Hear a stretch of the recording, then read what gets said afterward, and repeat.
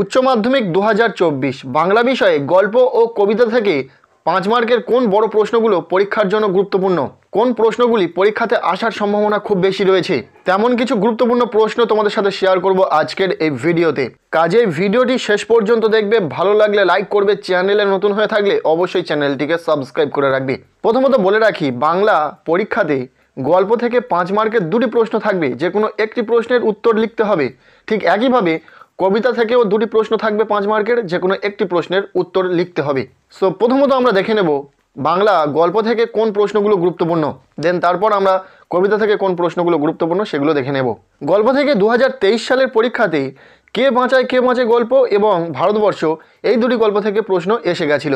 তাই 2024 সালের উচ্চ মাধ্যমিক পরীক্ষার জন্য ভাত গল্পটা ভীষণই গুরুত্বপূর্ণ। ভাত গল্প থেকে একটি প্রশ্ন পরীক্ষাতে আসবে, পাশাপাশি কে বাঁচে এবং ভারতবর্ষ, এই দুটি গল্পের মধ্যে থেকে যে কোনো একটি গল্প থেকে একটি প্রশ্ন পরীক্ষাতে কিন্তু আসবে। তাই আমরা প্রত্যেকটি গল্প থেকে মাত্র কয়েকটি করে প্রশ্ন দেখে যাব। প্রথমে আমরা দেখে নেব কে বাঁচে গল্প থেকে কয়েকটি গুরুত্বপূর্ণ প্রশ্ন। প্রথম প্রশ্ন, মৃত্যুঞ্জয়ের বাড়ির অবস্থা শোচনীয়। মৃত্যুঞ্জয় কে, তার বাড়ির অবস্থা শোচনীয় কেন? সম্ভবত এই প্রশ্নটা 2015 সালের উচ্চ মাধ্যমিক পরীক্ষাতে এসেছিল। দ্বিতীয় প্রশ্ন, নিখিল ভেবেছিল বন্ধুকে বুঝিয়ে বলবে, এভাবে দেশের লোককে বাঁচানো যায় না। কোন প্রসঙ্গে নিখিলের এই ভাবনা?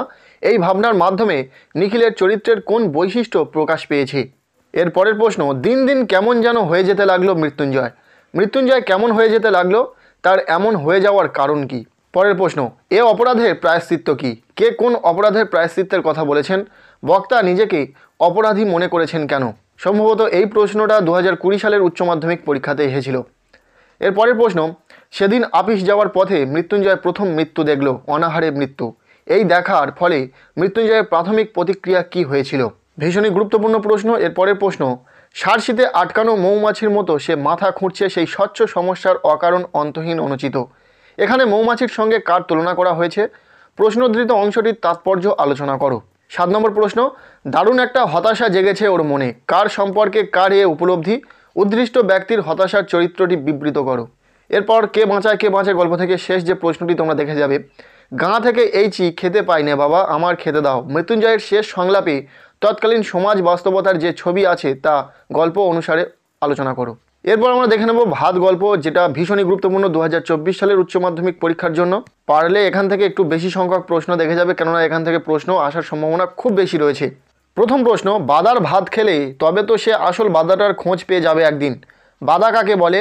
উদ্দৃষ্ট ব্যক্তির এই রকম মনে হওয়ার কারণ কি? দ্বিতীয় প্রশ্ন, যা আর নেই, যা ঝড় জল মাতলার গর্ভে গেছে, তাই খুঁজে খুঁজে উৎসব পাগল হয়েছিল। দুর্যোগটির বর্ণনা দাও। দুর্যোগটি উৎসবকে কিভাবে প্রভাবিত করেছিল? পরের প্রশ্ন, এ সংসারে সব কিছুই চলে বড় পিসিমার নিয়মে। বড় পিসিমা কে? সঙ্গে তার চরিত্রের কি পরিচয় পাওয়া যায়? নেক্সট, সে বুঝতে পারে সব ভাত ওরা পথে ফেলে দিতে যাচ্ছে। ওরা বলতে কাদের বোঝানো হয়েছে? ওরা সব ভাত ফেলে দিতে যাচ্ছিল কেন? সে বুঝতে পেরে সে কি করেছিল? পরের প্রশ্ন, ভাত খাবে কাজ করবে। কোন প্রসঙ্গে কার সম্পর্কে কথা বলা হয়েছে? সে কিভাবে কাজ করেছিল?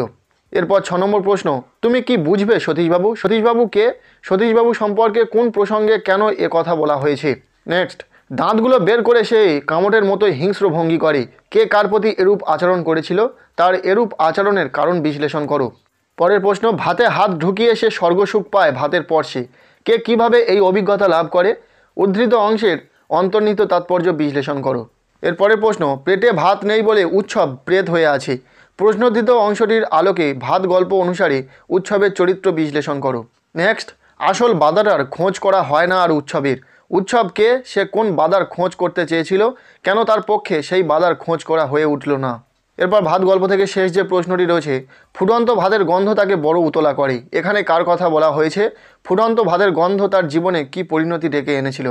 জানি একটু বেশি সংখ্যক প্রশ্ন হয়ে গেছে ভাত গল্প থেকে, তবে তোমাদেরকে বলে রাখি ভাত গল্প থেকে কিন্তু একটি প্রশ্ন পরীক্ষাতে আসতে চলেছে, তেমনই সম্ভাবনা রয়েছে। যাই হোক, এরপর আমরা দেখে নেব ভারতবর্ষ গল্প থেকে কয়েকটি গুরুত্বপূর্ণ প্রশ্ন। প্রথম প্রশ্ন, শেষ রোদের আলোয় সে দূরের দিকে ক্রমশ আবছা হয়ে গেল। কার কথা বলা হয়েছে? সে ক্রমশ আবছা হয়ে গেল কেন? পরের প্রশ্ন, বুড়ির শরীর উজ্জ্বল রোদে তপ্ত বালিতে চিত হয়ে পড়ে রইল। বুড়ির চেহারা ও পোশাকের পরিচয় দাও। তার তপ্ত বালিতে পড়ে থাকার কারণ কি? নেক্সট, সেই সময় এলো এক বুড়ি। লেখক বুড়ির সম্পর্কে যে বর্ণনা দিয়েছেন তার নিজের ভাষায় লেখো। পরের প্রশ্ন, কিন্তু বাজারে বিদ্যুৎ আছে, বাজারটি কোথায় অবস্থিত? গল্প অবলম্বনে বাজারের বর্ণনা দাও। নেক্সট, হঠাৎ বিকেলে এক অদ্ভুত দৃশ্য দেখা গেল। অদ্ভুত দৃশ্যটি কি? দৃশ্যটিকে অদ্ভুত বলার কারণ কি ছিল? নেক্সট প্রশ্ন, দেখতে দেখতে প্রচণ্ড উত্তেজনা ছড়ালো চারিদিকে। প্রসঙ্গ উল্লেখ করে উত্তেজনাপূর্ণ ঘটনার বিবরণ দাও। এরপর 7 নম্বর প্রশ্ন, কতক্ষণ সে এই মারমুখী জনতাকে ঠেকিয়ে রাখতে পারত কে জানে? সে বলতে কার কথা বলা হয়েছে? জনতা মারমুখী হয়ে উঠেছিল কেন? এরপর ভারতবর্ষ গল্প থেকে শেষ যে প্রশ্নটি রয়েছে, দেখা গেল এক অদ্ভুত দৃশ্য। অদ্ভুত দৃশ্যটি কি? গল্পের পরিণতিতে বৃদ্ধা সকলকে কি বার্তা দিয়ে যায়? সো এই কটি প্রশ্ন যদি তোমরা খুব ভালো করে পড়ে রাখতে পারো তাহলে আশা রাখবো পরীক্ষাতে গল্প থেকে প্রশ্ন তোমার কমন থাকবে। এরপর আমরা দেখে নেব কবিতা থেকে পরীক্ষাতে আসার মতো কিছু গুরুত্বপূর্ণ প্রশ্ন। কবিতা থেকে প্রশ্ন দেখার আগে আমরা দেখে নেব 2015 থেকে 2023 সাল পর্যন্ত বাংলা পরীক্ষাতে কবিতা থেকে কোন প্রশ্নগুলো এসেছিল 5 মার্কের জন্য। 2015 সালের উচ্চ মাধ্যমিক পরীক্ষাতে এই দুটি প্রশ্ন এসেছিল, 2016 সালের উচ্চ মাধ্যমিক পরীক্ষাতে এই দুটি প্রশ্ন এসেছিল। এইভাবে আমি প্রশ্নগুলো দেখাচ্ছি, তোমরা দেখে নাও। আর তোমরা লক্ষ্য করতে পারবে এখানে যে প্রশ্নগুলো দেখানো হচ্ছে সেই প্রশ্নগুলো কিন্তু রিপিট হচ্ছে।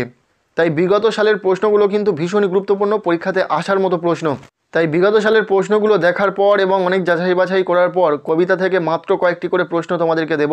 তার আগে তোমরা এই প্রশ্নগুলো দেখে নাও। 2019 সালের পরীক্ষাতে কিন্তু এই দুটি প্রশ্ন এসেছিল কবিতা থেকে। নেক্সট আমরা দেখে নেব 2020 সালের উচ্চ মাধ্যমিক পরীক্ষাতে কোন দুটি প্রশ্ন এসেছিল। এইভাবে এখান থেকে প্রশ্নগুলো দেখার পর কিন্তু তোমরা প্রতিটা প্রশ্ন গুরুত্ব সহকারে পড়ে রাখতে পারো, কেননা এখান থেকে পরীক্ষাতে প্রশ্ন কমন আসার সম্ভাবনা খুব বেশি রয়েছে।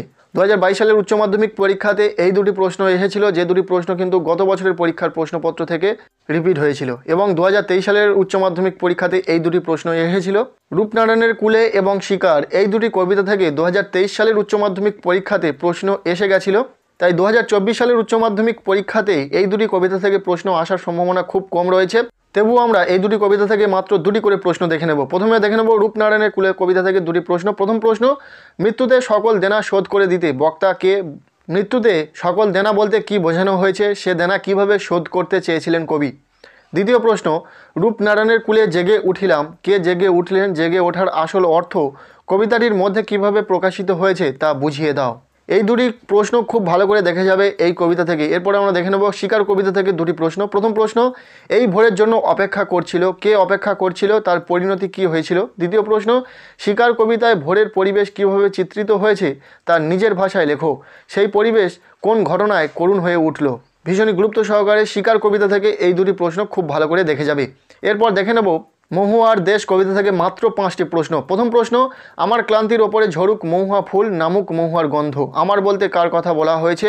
এমন কামনার কারণ কি? দ্বিতীয় প্রশ্ন, ঘুমহীন তাদের চোখে হানা দেয় কিসের ক্লান্ত দুঃস্বপ্ন? কাদের কথা বলা হয়েছে? তাদের ঘুমহীন চোখে ক্লান্ত দুঃস্বপ্ন হানা দেয় কেন? এরপর 3 নম্বর প্রশ্ন, অনেক অনেক দূরে আছে মেঘমদির মহুয়ার দেশ, মহুয়ার দেশের পরিচয় দাও, সেখানে পৌঁছে কবির অভিজ্ঞতা কেমন হয়েছিল আলোচনা করো। পরের প্রশ্ন, ধোঁয়ার বঙ্কিম নিঃশ্বাস ঘুরে ফিরে আসে শীতের দুঃস্বপ্নের মতো, মন্তব্যটির তাৎপর্য নিজের ভাষায় লেখো। এরপর শেষ যে প্রশ্নটি রয়েছে এখান থেকে, অবসন্ন মানুষের শরীরে দেখি ধুলোর কলঙ্ক, কাদের কথা বলা হয়েছে? উদ্ধৃতাংশটির তাৎপর্য আলোচনা করো। এরপর আমরা দেখে নেব আমি দেখি কবিতা থেকে মাত্র 4টি প্রশ্ন। প্রথম প্রশ্ন, আরোগ্যের জন্য ওই সবুজের ভীষণ দরকার, ওই সবুজ বলতে কি বোঝানো হয়েছে? তার দরকার কেন? দ্বিতীয় প্রশ্ন, শহরের অসুখ হাঁ করে কেবল সবুজ খায়, শহরের অসুখ কি? এই অসুখ নিরাময়ের জন্য কবি কি করতে বলেছেন? তৃতীয় প্রশ্ন, গাছ আনো বাগানে বসাও, কবি কেন বাগানে গাছ বসাতে বলেছেন? পরের প্রশ্ন, আমার দরকার শুধু গাছ দেখা, বক্তা কে? কেন তার গাছ দেখা দরকার? এই বিষয়ে বক্তার কোন আক্ষেপ শোনা গিয়েছে? এই কটি প্রশ্ন আমি দেখি কবিতা থেকে গুরুত্ব সহকারে দেখে যাবে। এরপর আমরা দেখে নেব কন্দ্রনলতা জননীর পাশে কবিতা থেকে মাত্র 4টি গুরুত্বপূর্ণ প্রশ্ন।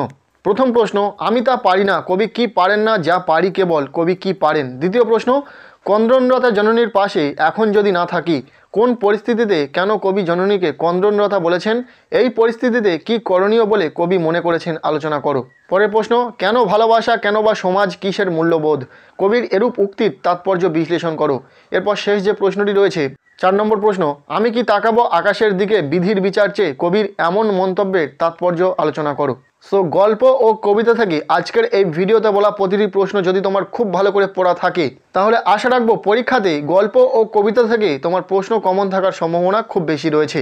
সো ভিডিওটি এতটুকুই। কেমন লাগলো ভিডিওটি অবশ্যই কমেন্টের মাধ্যমে জানাবে। ভিডিওটি ভালো লেগে থাকলে লাইক করবে, আমাদের এই চ্যানেলে নতুন হয়ে থাকলে অবশ্যই চ্যানেলটিকে সাবস্ক্রাইব করে রাখবে এবং ভিডিওটি বন্ধুদের সাথে প্রচুর শেয়ার করে দেবে।